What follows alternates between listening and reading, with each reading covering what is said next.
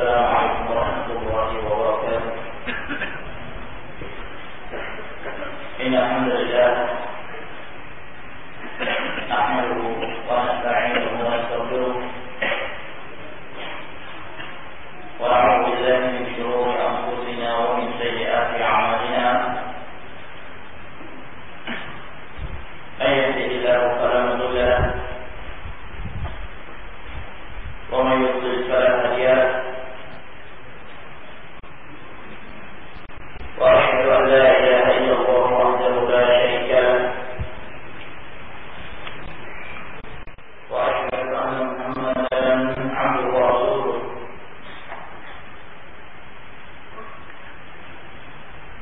يا أيها الذين آمنوا اتقوا الله حق تقاته ولا تموتن إلا وأنتم مسلمون. يا أيها الناس اتقوا ربكم الذي خلقكم من نفس واحدة وخلق منها زوجها وبث منهما رجالا كثيرا ونساء واتقوا الله الذي تساءلون به والأرحام إن الله كان عليكم رقيبا. يا أيها الذين آمنوا اتقوا الله وقولوا قولا سديدا يصلح لكم أعمالكم ويغفر لكم ذنوبكم ومن يطع الله ورسوله فقد فاز فوزا عظيما. أما بعد فإن أصدق الحديث كلام الله تبارك وتعالى وخير الهدي هدي محمد صلى الله عليه وعلى آله وسلم وشر الأمور محدثاتها فإن كل محدثة بدعة وكل بدعة ضلالة وكل ضلالة في النار. معاشر المسلمين رحمكم الله، الحمد لله pada malam hari ini kita merasa nikmat Allah Subhanahu wa taala, nikmatul talab ilm dan nikmat tafaqquh fi din, nikmat mempelajari agama, mendalami syariat Allah Subhanahu wa taala. Semoga ini menjadi pertanda kebaikan yang Allah Subhanahu wa taala berikan kepada kita sekalian. Semoga nikmat ini senantiasa kita menjaganya selama Allah Subhanahu wa taala masih memberikan kesempatan kepada kita hidup di dunia ini. Sebab bekal yang terbaik bagi setiap muslim untuk mempersiapkan hari akhirat dengan ilmu dan iman, dengan takwa Allah Subhanahu wa taala. Dan talab ilmu, menuntut ilmu merupakan salah satu wasilah yang mendekatkan seorang hamba kepada Rabbnya, yang akan mengenalkan dan membuka pintu-pintu kebenaran, lalu kemudian dia mengikutinya dan berjalan di atasnya. Apa dengan ilmu pula seorang diberi kekokohan sehingga dia merasa yakin dengan kebenaran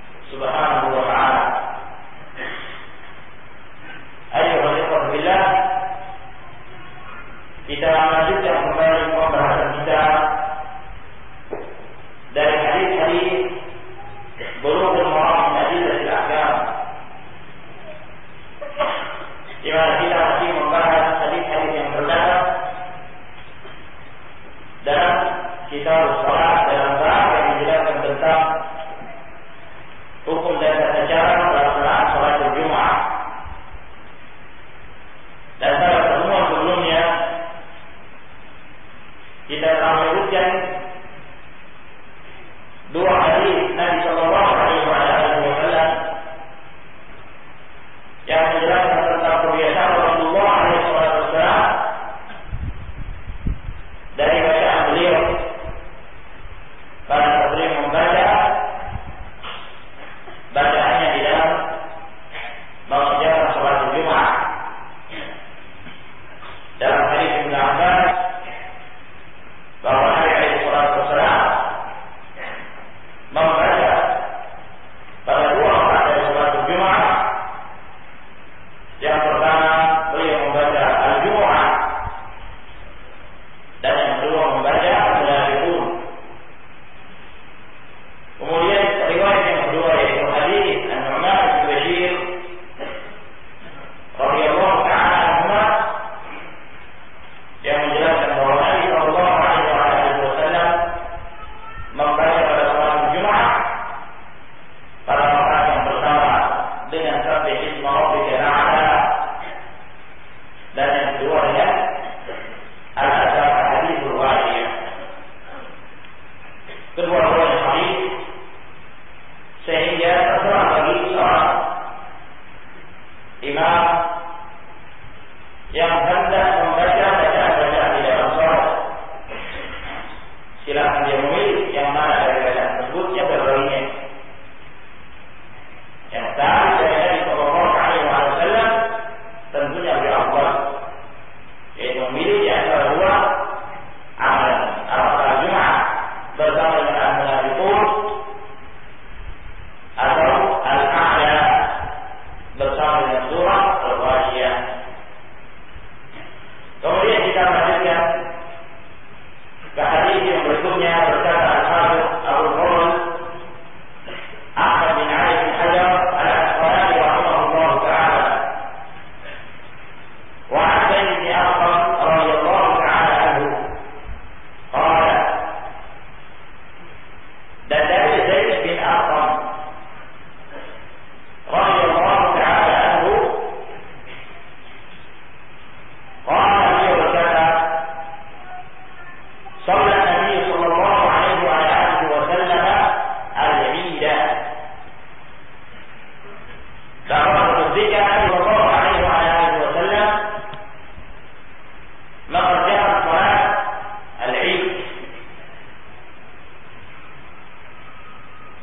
Apakah Idul Fitr atau Idul Adha?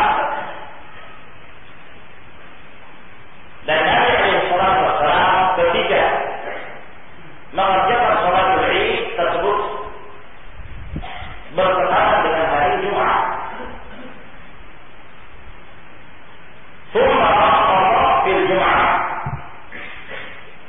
Kemudian Nabi sallallahu alaihi wasallam memberi rukhsah, keringanan dalam hal melaksanakan salat Jumat. Thumma qala, kemudian beliau mengatakan, man syaa an yusalli falyusalli.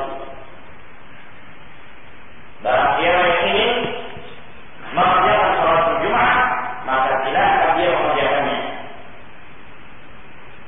Rawahu Ahmad illa Tirmidzi wa sahahahu Ibnu Khuzaimah.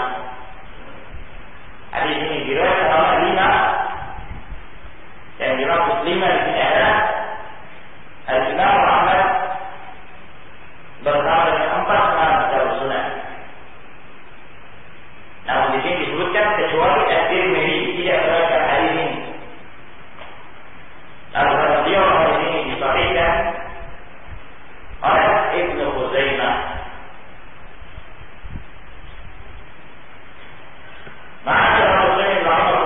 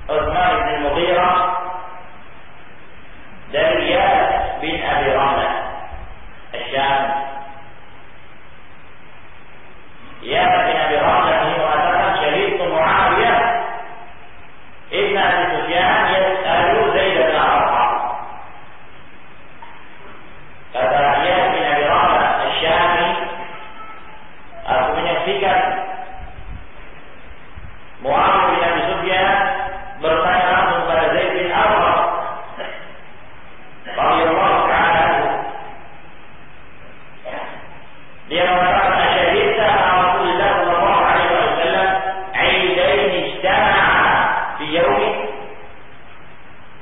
Kata Muawiyah kepada Zaid bin Arqam, apa engkau pernah menghadiri, apa engkau pernah menyaksikan bersama Rasulullah sallallahu alaihi wasallam berkumpulnya dua hari raya, berkumpulnya dua Id dalam satu hari. Yang dimaksud di sini adalah ini yang datang setiap tahun bertepatan dengan Id yang datang setiap pekan, yaitu pada hari Jumat, yang merupakan Idul Muslimin. Apakah jawaban yang menyaksikan Nabi sallallahu alaihi wasallam yang bertepatan dengan dua hari raya, hari Jumat bertepatan dengan hari Id, Idul Fitr atau Idul Adha? Kata Zaid bin Arqam, "Na'am." Iya. Lalu Muawiyah bertanya kembali, bagaimana? Apa yang dilakukan oleh Nabi sallallahu alaihi wasallam apabila berkumpul dua hari raya ini? Maka Zaid bin Arqam radhiyallahu ta'ala anhu pun menyebutkan hadis ini sebagaimana yang disebutkan oleh Al-Hafidz Ibnu Hajar. Salat Nabi sallallahu alaihi wasallam al-Id, bahwa Nabi alaihi salatu wasallam mengerjakan salat al-Id, yaitu Idul Fitr atau Idul Adha, lalu beliau memberi keringanan dalam hal melaksanakan salat Jumat, dan beliau mengatakan barang siapa ingin mengerjakan, silahkan dia mengerjakan salat Jumat. Hadis ini rahimahullah di dalam sanadnya sebagaimana kita sebutkan dari seorang perawi yang bernama Iyas bin Abi Rahlah Asy-Syami. Dan Iyas bin Abi Rahlah ini seorang perawi yang tidak dikenal. Dia dari istilah menyebut. Oleh karena itu tidak diketahui ada yang mensifatkan riwayatnya, mensifatkan dia ini, kecuali Ibnu Hibban. Sementara Ibnu Hibban dikenal dalam kitabnya terlalu memudahkan dalam mensifatkan perawi-perawi, khususnya perawi-perawi yang menyebut. Nah, oleh karena itu para ulama seperti Al-Hafidz Ibnu Hajar rahimahullah ta'ala dalam tafsir beliau mengatakan bahwa perawi ini majhul, tidak dikenal, dan ini menunjukkan kelemahan riwayat ini. Adapun yang disebutkan di sini Al-Hafidz Ibnu Hajar mengatakan wa sahhahu Ibnu Khuzaimah, bahwa hadis ini disahihkan oleh Ibnu Khuzaimah. Penukilan dari Al-Hafidz ini sebenarnya kurang tepat, mengatakan bahwa Ibnu Khuzaimah mensahihkan hadis ini, sebab di dalam sahih beliau setelah beliau menyebutkan hadis ini, beliau mengatakan in sahhal khabar, kalau memang riwayat ini sahih, fa inni la a'rifu iyad ibn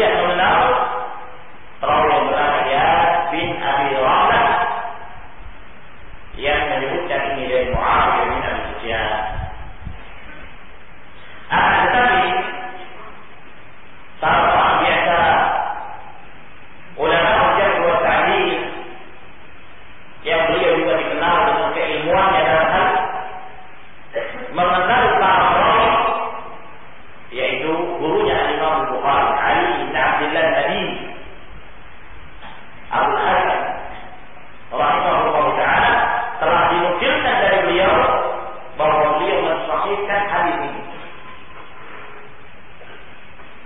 Dalam riwayat yang lain dinukilkan bahwa beliau mengatakan bi isnadin jayyid, bahwa hadis ini diriwayatkan dengan sanad yang bagus.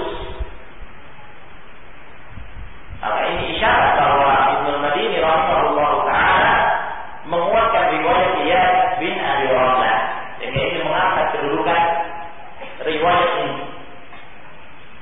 Oleh karena itu para ulama mereka menerima hadis ini disebabkan karena di antara para ulama ada yang mensahihkan atau mengatakan sanadnya bagus.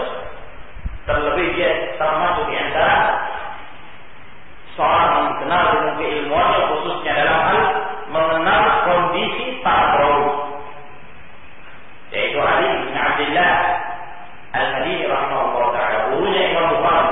Imam Bukhari banyak mempelajari tentang penyakit-penyakit hadis ini dari Ali bin Abdullah Al-Madini rahimahullah ta'ala.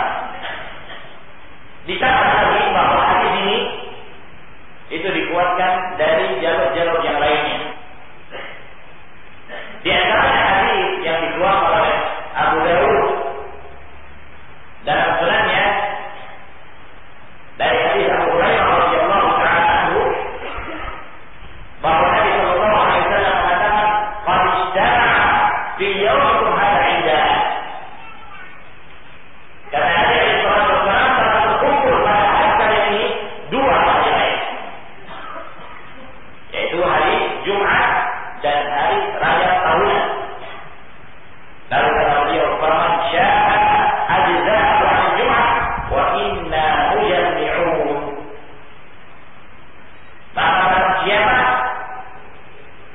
yang telah mengerjakan salatul Id yang di pagi hari, maka itu sudah mencukupi dia untuk mengerjakan salatul Jumat. Untuk mengerjakan salatul Jumat. Dan tidak wajib lagi baginya untuk menegakkan salatul Jumat.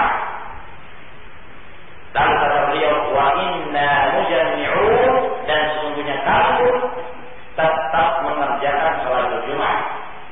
Yani meskipun kata beliau bahwa saat terkumpul pada hari ini dua hari raya, meskipun kami telah mengerjakan salatul Id di pagi hari, namun kami juga lebih memilih bahwa salat Jumat tetap kami tegakkan.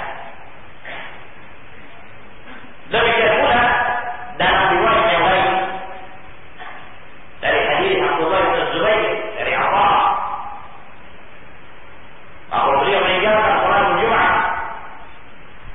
Lalu kemudian ditanya Ibnu Abbas radhiyallahu ta'ala anhu, kata Ibnu Abbas, "Ashabat sunnah." Ashabat sunnah, bahwa Abdullah bin Zubair telah berjalan sesuai dengan sunnah, yaitu sunnah Rasulullah sallallahu alaihi wa alihi wasallam. Disebutkan dalam riwayat yang lainnya, dalam riwayat Abu Dawud dari hadis Abu, bahwa pada masa pemerintahan Ibnu Zubair, Abdullah bin Zubair berkumpul dua hari raya, hari Jumat dan hari Idul Fitr. Maka Abdullah bin Zubair mengatakan, "Idan ijtama'a fi yawmin wahid." Bahwa ada dua hari raya yang berkumpul pada satu hari. Faja'ahuma jami'an fasallahuma raka'atain bukra. Maka beliau pun menjama'i.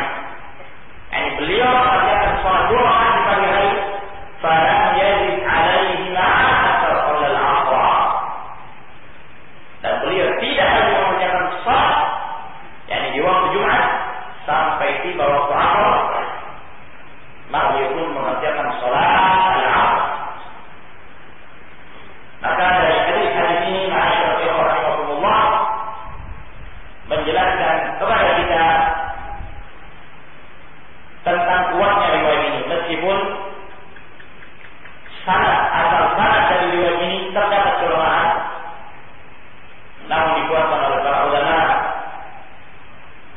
seperti Ali bin Madini yang mensahihkan dan dikuatkan lagi dengan jalur-jalur yang datang dari riwayat yang lain yang semakna dengan riwayat ini, yang menunjukkan kekuatan hadis ini apakah sahih atau hasan.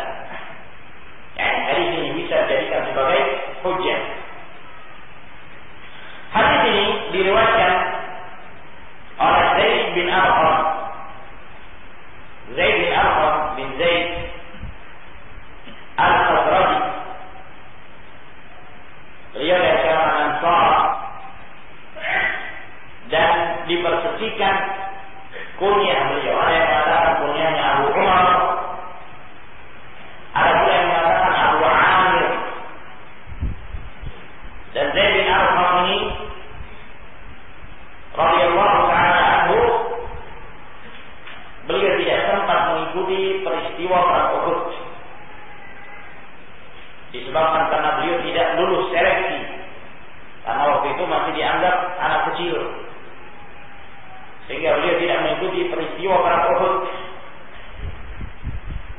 Peperangan yang pertama yang beliau ikuti perang Khandaq. Ada yang mengatakan perang Al-Quraisy. Setelah sahih disebutkan bahwa Zaid bin Arqam berperang bersama Rasulullah SAW 17 kali. 17 peperangan yang diikuti oleh Zaid bin Arqam bersama Rasulullah SAW. Dan Zaid bin Arqam ini termasuk sahabat yang membongkar kedoknya orang-orang munafikin, khususnya Abdullah bin Ubay bin Salul, tokoh munafikin yang ada di Madinah, yang ingin mengeluarkan kaum muslimin dari Madinah dengan ucapannya, la yukhrijanna al-'azzu minha al-adhall. Orang yang mulia, maksudnya mereka orang-orang munafik, akan mengeluarkan orang yang hina dan rendah, maksudnya Rasulullah SAW dengan kaum muslimin. Maka Zaid bin Arqam mengabarkan ini kepada Rasulullah SAW, dan turunlah firman Allah Jalla wa'ala dalam surah Al-Munafiqin yang membenarkan berita yang disampaikan oleh Zaid bin Arqam radhiyallahu ta'ala anhu.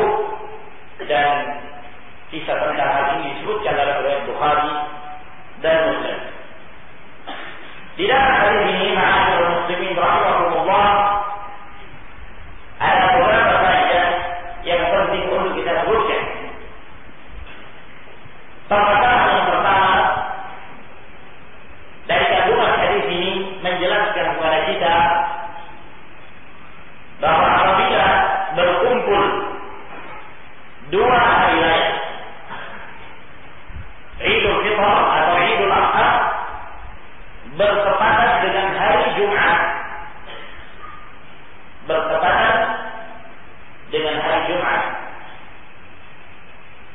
maka merupakan anugerah dan karunia dari Allah Subhanahu wa taala, di mana Allah Jalla wa ala memberikan rukhsah kepada kaum muslimin untuk memilih dalam hal menegakkan sholatul Jumat. Bagi yang hendak menegakkan sholatul Jumat, silakan. Dan bagi mereka yang tidak mengerjakan sholatul Jumat pun silakan. Ini maksud dari hadis Nabi sallallahu alaihi wasallam, "Man syaa'a an yusalli falyusalli." Kata Zaid bin Arqam, "Tsumma rakhasa fil Jum'ah." Kemudian Nabi alaihi salatu wassalam memberi keringanan dalam hal pelaksanaan salat Jumat. Siapa yang mengerjakan, maka silakan dia mengerjakannya. Berarti apa? Siapa yang tidak mengerjakannya pun tidak mengapa. Gugur kewajiban salat Jumat disebabkan karena berkumpulnya dua hari raya pada satu waktu. Dan ini merupakan keringanan yang Allah Subhanahu wa taala berikan kepada hamba-hamba. Alhamdulillah. Al-Eid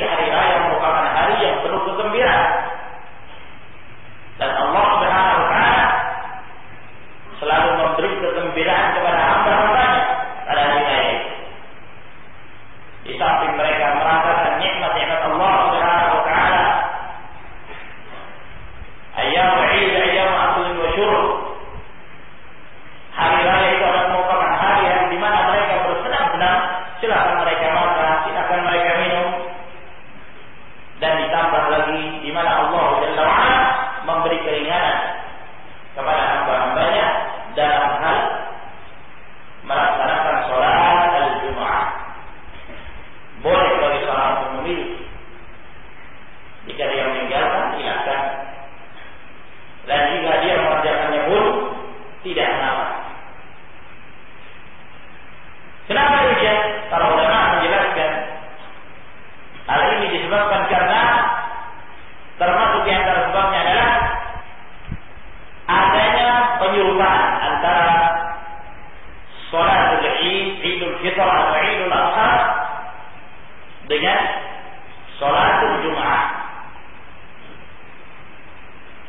Di antara persamaannya bahwa kedua-duanya dikerjakan pada hari raya, pada hari ini. Yang kedua, sama-sama dikerjakan 2 rakaat. Yang ketiga, kedua sholat tersebut dijaharkan, dikeraskan suara ketika mengerjakan sholat berjamaah. Yang keempat, dibarengi dengan khutbah. Dibarengi dengan khutbah. Yang kelima, dianjurkan bagi para hadirin untuk mendengarkan khutbah imam. Maka ini kita lihat persamaan tersebut sehingga Rasulullah SAW mencukupkan bagi kaum muslimin apabila dia telah mengerjakan sholatul Id di pagi hari, maka itu mencukupi baginya sehingga tidak ada kewajiban baginya untuk mengerjakan sholat al-Jum'ah. Oleh karena itu, gugurnya kewajiban sholat al-Jum'ah ini terkhusus bagi mereka yang mengerjakan sholatul Id, yang mengerjakan sholat al-Id. Oleh karena itu disebutkan dalam riwayat Abu Dawud, "Faman syaa'a ajza'ahu 'an Jum'ah." Barang siapa ini yang ketika dia telah mengerjakan sholatul Id, maka itu sudah mencukupi dia dari mengerjakan sholatul Jum'ah. Sudah mencukupi. Bagi siapa? Bagi yang mengerjakan sholat al-Id. Berarti bagi yang tidak mengerjakan, ya ditetapkan baginya untuk tetap menjalankan sholatul Jum'ah. Ini bagi yang tidak mengikuti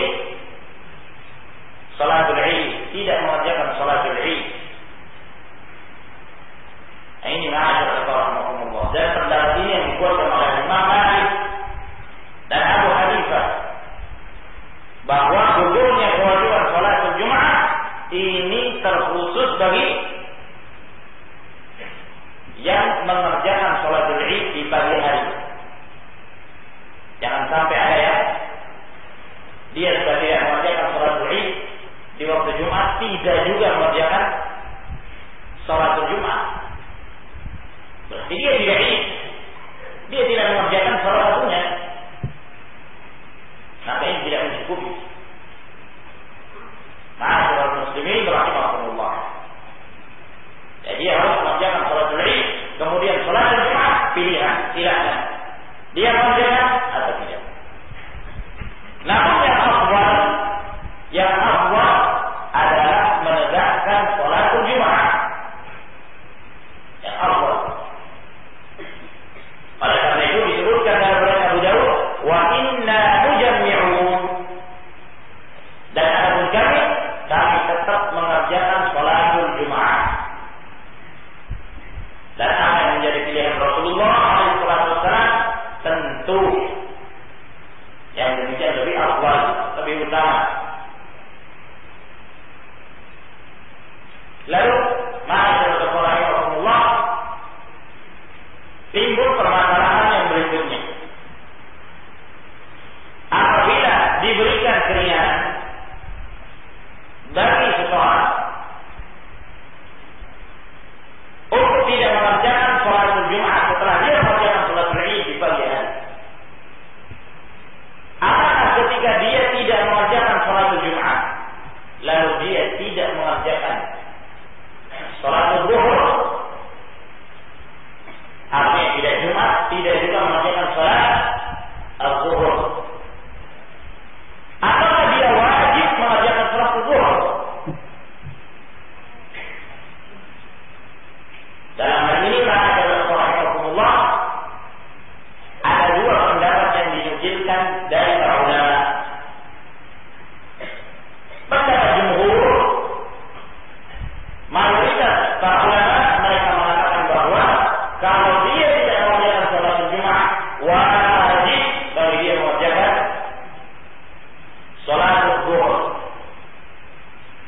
Sebab asal kewajiban itu adalah zuhur, Jumat itu datang berikutnya.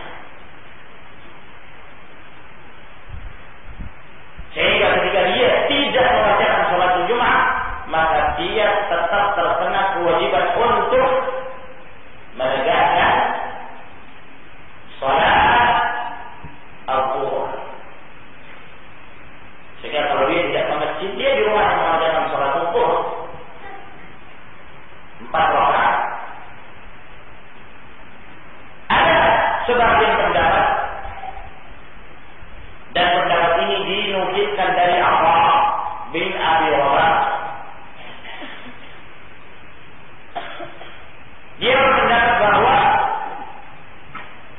apabila seorang telah mengerjakan sholat Id di pagi hari, maka tidak wajib lagi bagi dia mengerjakan sholat Jumat dan juga sholat zuhur. Tidak kewajiban sholat Jumat. Kalau dia tidak mengerjakan sholat Jumat, maka pada Jumat yang asal adalah Jumat. Sehingga ketika dia tidak mengerjakan sholat Jumat, maka dia juga tidak mengerjakan sholat zuhur. Sehingga tidak Jumat, tidak zuhur. Nanti di bawah sahabat baru mengerjakan sholat al-asr. Dan pendapat ini dikuatkan oleh sebagian. Ada pernah saya baca risalah yang juga menguatkan pendapatnya apa? Adanya hadis Ibnu Zubair yang diriwayatkan oleh Abu Dawud yang kita bacakan tadi. Ketika Abdullah bin Zubair mengatakan bahwa telah terkumpul 2 hari raya pada hari ini, maka mereka pun mengerjakan sholat Id.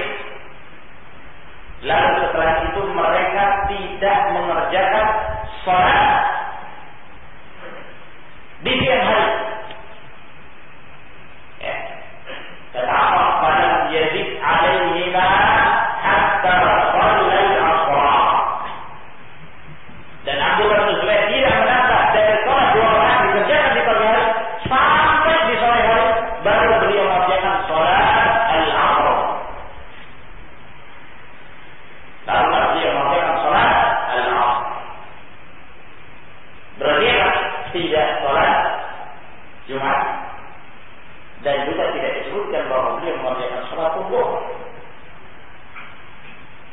Sehingga ini dalil yang digunakan oleh mereka bahwa apabila bertepatan dengan hari Jumat, hari Id, apabila dia telah mengerjakan sholat Id, maka tidak ada kewajiban bagi dia mengerjakan sholat Jumat dan tidak pula mengerjakan sholat zuhur. Namun ini ma'asyar rahimahullah pendapat yang sangat lemah. Pendapat ini pendapat yang sangat lemah. Ya. Jangan sampai kemudian seorang mengamalkan pendapat ini, dia sudah tidak mengerjakan sholat Jumat, tambah lagi tidak sholat zuhur. Sehingga sholat yang waktunya kurang. Nah, oleh karena itu pendapat ini bertentangan dengan pendapat jumhur. Mayoritas para ulama. Sebab asal hukum dari waktu tersebut adalah zuhur. Sehingga kalau seorang tidak mengerjakan sholat Jumat, maka tetap kembali kepada asal kewajibannya yaitu mengerjakan sholat zuhur. Oleh karena itu disebutkan pula dalam kejadian Ibnu Zubair, ya, dan riwayat yang lain disebutkan bahwa Atha mengatakan tsumma ji'na ila al-jum'ah falam yakhruj ilaina fa sallaina wahdaha. Kemudian kami datang pada hari Jumat. Ini pada hari ini. Atha mengatakan begitu tiba waktu Jumat kami mendatangi masjid. Kami ingin mengerjakan sholat Jumat. Tapi kok Abdullah bin Zubair tidak keluar. Padahal beliau yang menjadi imam. Karena Abdullah bin Zubair tidak keluar, maka kami pun sholat sendiri-sendiri. pun sholat sendiri-sendiri. Lalu setelah itu, pada saat Ibnu Abbas radhiyallahu anhu berada di Taif, maka mereka pun bertanya kepada Ibnu Abbas tentang perbuatan Ibnu Zubair. Lalu Ibnu Abbas mengatakan, "Aqara sunnah," bahwa dia telah sesuai dengan sunnah Nabi Sallallahu Alaihi Wasallam. Berarti ya, disebutkan bahwa Ibnu Zubair tidak mengerjakan sholat di siang hari sampai 2 rakaat bawah, baru dia keluar untuk mengerjakan sholat asar. Yang dimaksud oleh apa? Yaitu mengerjakan di masjid. Mengerjakan di masjid. Bukan berarti bahwa Ibnu Zubair tidak mengerjakan sholat zuhur di rumah. Ya. Jadi apa? Rahimahullah ta'ala tidak menafikan bahwa Ibnu Zubair mengerjakan sholat zuhur di rumah. Dia hanya mengatakan bahwa Ibnu Zubair tidak menambah sholatnya di masjid sampai tiba waktu asar baru beliau keluar untuk memimpin sholat berjamaah asar. Oleh karena itu, kata Allah, ketika Ibnu Zubair tidak keluar, kami menunggu di masjid. Ibnu Zubair tidak juga keluar, maka kami pun sholat sendiri-sendiri. Ada nggak sholat Jumat sholat sendiri? Sholat Jumat itu harus berjamaah sebagaimana yang telah kita sebutkan. Minimal berapa? Berapa minimal? Berapa jumlah minimal?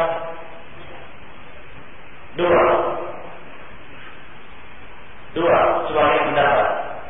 Pendapat yang didapati kemarin apa? Berapa?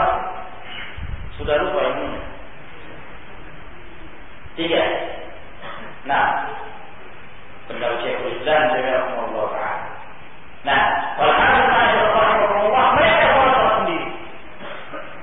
Berarti mereka mengerjakan sholat zuhur. Nah, oleh karena itu kalau mereka saat menentang pendapat mengatakan bahwa tidak ada sholat zuhur, karena mereka tidak mengerjakan sholat Jumat. Yang wajib kalau dia tidak mengerjakan sholat Jumat, maka dia tetap dikenakan kewajiban untuk mengerjakan sholat zuhur. Oleh karena itu, As-San'ani rahimahullah ta'ala dalam kitabnya Subulus Salam, beliau menjelaskan hal ini. Kata beliau, aku mengatakan, wala yakhfa anna Atha'a akhbara annahu lam yakhruj Ibnu Zubair li salat al-Jum'ah wa laysa dhalika bi nafsin qati'in annahu lam yusalli dhuhr fi manzilihi. Ya. Tidak tersandarkan oleh kita bahwa beliau mengabarkan bahwa Ibnu Zubair tidak keluar untuk mengerjakan sholat Jumat. Ini tidak menunjukkan bahwa beliau tidak sholat zuhur. Tidak keluar Ibnu Zubair ke masjid untuk mengerjakan sholat Jumat tidak menunjukkan bahwa Ibnu Zubair tidak mengerjakan sholat zuhur. Beliau mengerjakan sholat zuhur di rumah. Fajrul Ibn Zubair suqut salat zuhur di yaum Jumat yakunu 'indan 'ala man shalla salat al-'id li hadhihi riwayah ghairu sahih. Maka memastikan bahwa pendapat Ibn Zubair gugurnya salat zuhur pada hari Jumat bagi orang yang telah mengerjakan salat al-'id sehingga dia tidak salat Jumat, tidak juga mengerjakan salat zuhur berdasarkan riwayat ini tidak sah. Tidak benar. Ya, karena hanya disebutkan Ibnu Zubair tidak keluar. Nah, mungkin beliau mengerjakan sholat zuhur di rumahnya. Lihatnya sholat zuhur di masjid, karena ada kemungkinan beliau mengerjakan sholat zuhur di rumahnya.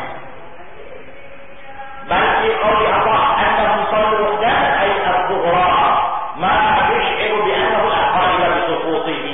Bahkan pada ucapan apa? Ketika beliau mengatakan pada saat Ibnu Zubair tidak keluar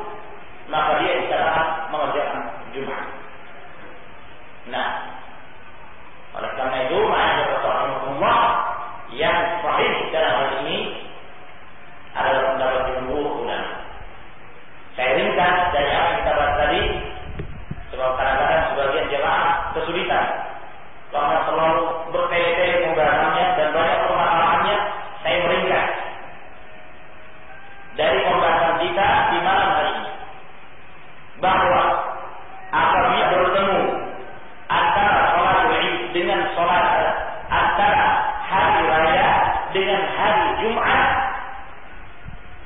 hari raya dengan hari Jumat, maka ada keringanan, yaitu bagi orang yang telah mengerjakan sholat Id di pagi hari, maka gugur kewajibannya dari mengerjakan sholat apa? Sholat Jumat. Gugur kewajiban. Maksudnya boleh dikerjakan, boleh pula tidak dikerjakan, boleh ditinggalkan. Meskipun yang afdal dikerjakan atau tidak? Dua-duanya. Gimana dua-duanya? Dua-duanya dilakukan. Kalau Jumatnya dan sholat Idnya, itu yang lebih afdal. Karena itulah yang dikerjakan oleh Nabi Sallallahu Alaihi Wasallam dan para sahabatnya. Ya. Kalau dia tidak mengerjakan sholat Jumat, boleh, silakan. Tapi apa? Dia harus mengerjakan sholat zuhur. Tidak gugur kewajiban sholat zuhur ketika dia meninggalkan sholat al-Jum'ah. Jadi ini ma'asyiral rahimahullah kesimpulan dari pembahasan kita pada malam hari. Paham ya? Paham. Jadi diingat-ingat nanti hari raya bertepatan dengan hari Jumat. Idul Fitri, Idul Adha, begitu bertepatan sudah punya ilmunya. Nah, ada yang bingung? Boleh tanya langsung kalau masih bingung. Paham jawab. Jangan nggak bertanya karena bingung.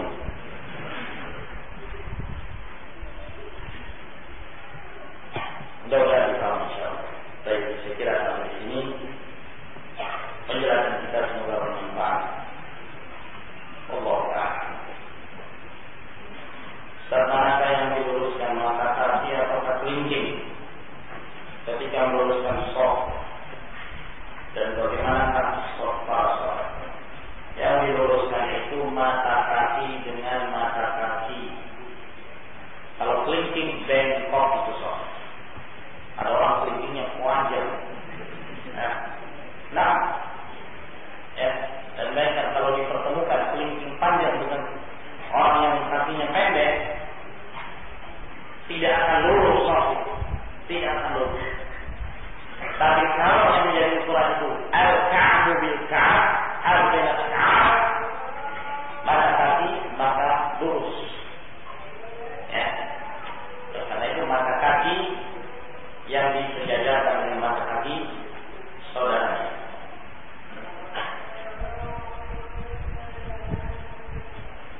Kalau dilakukan kepada kami dari bantahan orang mengatakan bahwa sabda Nabi itu tidak sempurna, maknanya baik. Mayoritas, tidak semua.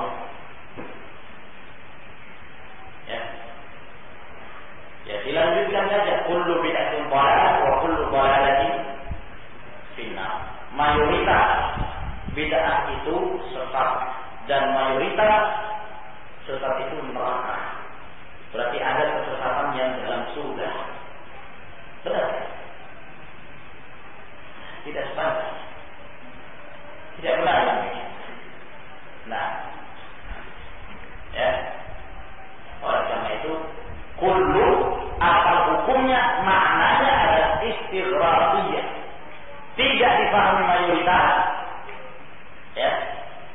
Tidak keluar dari pemahaman kullu semua kecuali dengan dalil, dan tidak ada dalil. Tidak ada dalil. Namun ingat sekali lagi, pembahasan bid'ah di sini pembahasannya pembahasan dalam istilah syar'i. Jangan sampai nanti ada lagi yang membagi pembagian bid'ah menjadi 5. Ada bid'ah wajib, bid'ah sunnah, bid'ah mubah, bid'ah makruh, bid'ah haram. Itu bukan pembagian dalam istilah syar'i. Kalau pembagian bid'ah dalam istilah syar'i, kullu bid'atin dhalalah.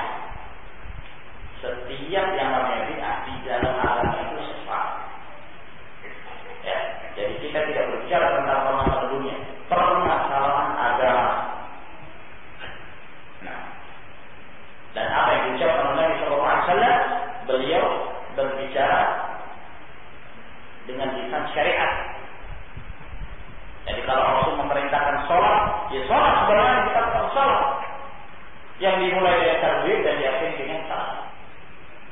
Nah, bukan ini maksud sholat dalam pengertian secara bahasa. Sholat itu maknanya doa, bukan. Puasa, ketika Rasul merintahkan puasa. Puasa yang kita pahami yaitu berpuasa dengan istilah syar'i. Menahan makan, minum dan segala yang batalkan puasa dimulai dari terbitnya fajar hingga terbenamnya matahari dengan adat-adat yang telah ditetapkan dalam syariat. Jangan dipahami secara bahasa. As-shaum itu artinya menahan, dan cukup menahan, tidak berbuat apa-apa, tidak bicara kotor, tidak. Ya sudah, dia berpuasa. Oh, tidak demikian. Jadi begitulah. Setiap kita membahas tentang masalah agama, segala istilah yang terdapat di dalam syariat difahami secara syar'i, termasuk istilah bid'ah. Apa benar kalau iblis pernah memintanya diri karena membaca buku Adam alaihissalam sebelum diciptakannya Adam alaihissalam? Allah, saya belum mengetahui ada hadis yang sahih yang menjelaskan bahwa iblis pernah memimpin para malaikat. Biasanya ini kisah-kisah Israiliyat.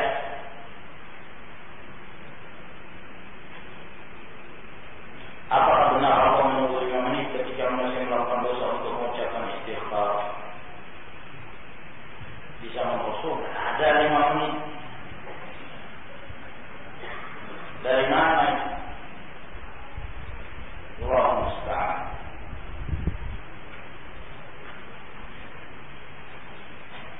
Apakah bacaan doa iftitah yang benar? Karena di dalam umat Islam doa iftitah mereka banyak yang berbeda. Buka kitab sifat sholat Nabi tulisan Syekh Muhammad Nasruddin Al-Albani. Di sana banyak macam disebutkan tentang doa-doa iftitah. Pilih salah satunya. Kalau tidak mampu dihafal semua, pilih salah satunya. Pilih yang paling mudah. Kalau lebih afdal, nah kadang-kadang mengamalkan yang ini, kadang-kadang mengamalkan yang lain. Variasi, ya. Selama riwayat itu sahih, silahkan memilih untuk mengamalkan yang mana saja. Dan yang afdal mengganti satu lafaz dengan lafaz yang lain setiap kali mengerjakan sholat.